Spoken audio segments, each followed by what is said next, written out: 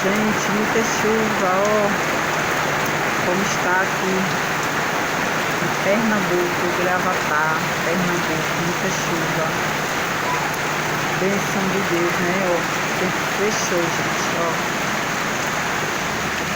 Falar a verdade, essa semana tá todos os dias chovendo, né? Mas hoje tá bem mais forte, ó. Aqui como está, ó. Descendo já muita água, né? Ó. Espero que dê para resolver, né? Assim, as coisas que tem para resolver.